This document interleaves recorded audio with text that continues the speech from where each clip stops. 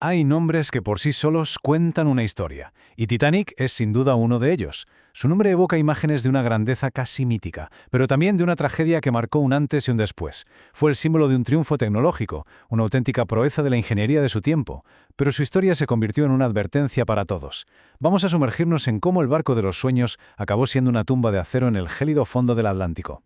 Y aquí está la gran pregunta, la que nos sigue fascinando más de un siglo después. En una época de fe ciega en el progreso, el Titanic era la joya de la corona, la máxima expresión de seguridad. Lo llamaban literalmente insumergible. Entonces, ¿qué falló de una forma tan catastrófica? Bueno, pues esa es la pregunta que vamos a intentar responder. Para entender la magnitud del desastre, primero hay que entender lo que era el Titanic. A ver, no era un simple barco, era un símbolo flotante de toda una era, una promesa de modernidad, de lujo, de poder, una bestia de acero que parecía simplemente invencible.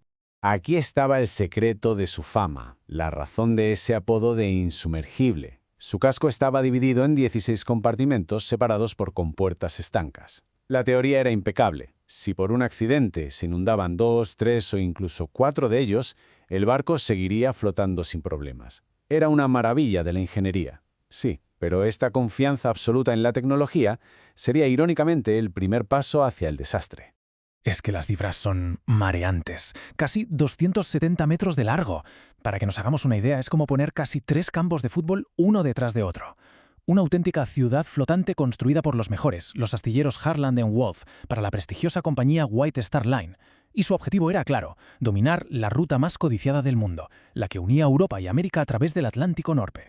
Y como toda ciudad, el Titanic era un reflejo perfecto de la sociedad de la época, con sus enormes diferencias sociales. Arriba, en primera clase, la élite mundial disfrutaba de lujos que hoy nos parecerían increíbles: gimnasios, piscina climatizada, suites palaciegas. Mientras tanto, en las cubiertas inferiores, miles de inmigrantes en tercera clase viajaban en condiciones mucho más humildes, pero con la maleta cargada de sueños, buscando una nueva vida en América.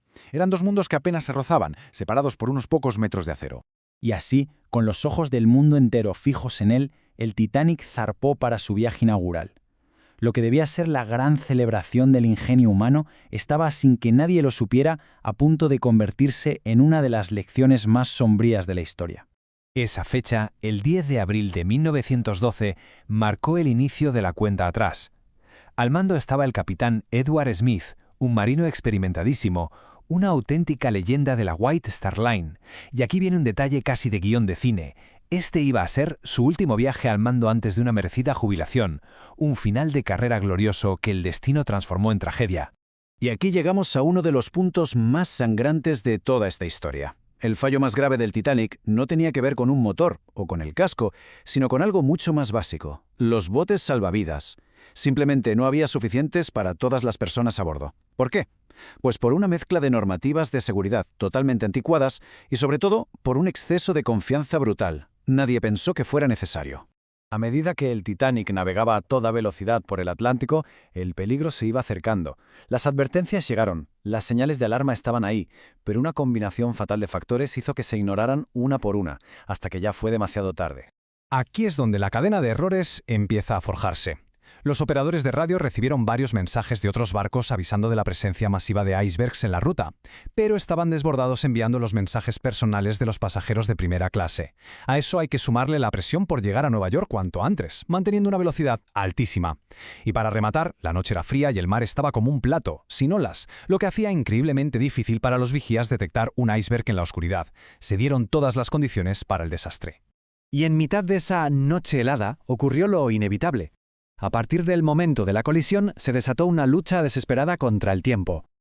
Unas pocas horas en las que el gigante insumergible demostró que, en realidad, era trágicamente mortal.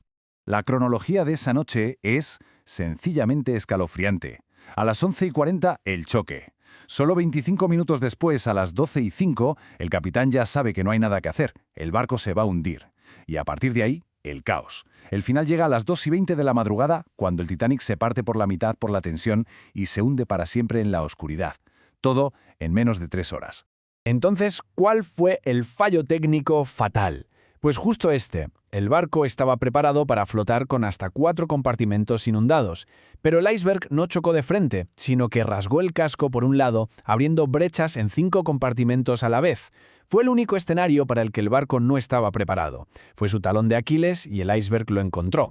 Pero más allá del acero retorcido y los fallos de diseño, la verdadera tragedia del Titanic se mide en vidas humanas. El hundimiento no fue solo un desastre naval, fue una catástrofe humana de unas proporciones inimaginables. Unas 1.500 personas. 1.500 vidas perdidas esa noche. Es una cifra que cuesta incluso procesar. Y lo más terrible es que la inmensa mayoría no murió ahogada, sino de hipotermia en las aguas congeladas del Atlántico, a casi 0 grados. Y en el otro lado de la balanza, apenas 705 supervivientes. Este número es la prueba más cruel de ese fallo garrafal que comentábamos antes, la falta de botes salvavidas. No es que no hubiera espacio en los que se lanzaron, es que simplemente no había botes para todos. Por si fuera poco, en medio de la inmensidad del océano, solo un barco escuchó y acudió a las llamadas de socorro, el RMS Carpathia. Su tripulación fue heroica, navegando a toda máquina y esquivando icebergs en la oscuridad para llegar cuanto antes, pero llegaron demasiado tarde. Cuando alcanzaron la zona, horas después del hundimiento, ya solo pudieron recoger a los que habían conseguido un sitio en los botes. El impacto de la noticia en todo el mundo fue tan bestial que el desastre obligó a cambiarlo todo. De esta tragedia nacieron nuevas leyes y protocolos de seguridad que, desde ese momento, han salvado incontables vidas en el mar. Y esos cambios fueron radicales. Se creó el Convenio SOLAS, que es un tratado internacional para la seguridad en el mar que sigue vigente hoy en día, y se establecieron 2 normas que ahora nos parecen de sentido común, pero que entonces no lo eran.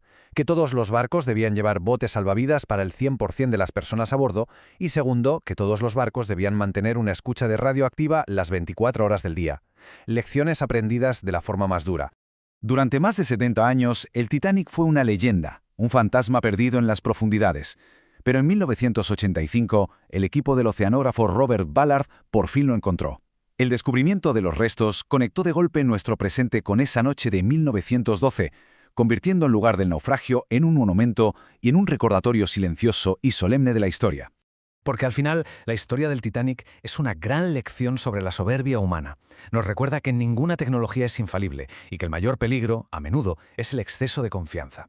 Y la pregunta que queda flotando más de un siglo después es si de verdad hemos aprendido la lección o si en nuestro mundo actual tan increíblemente tecnológico seguimos navegando con una confianza ciega, esperando que nunca aparezca nuestro propio iceberg.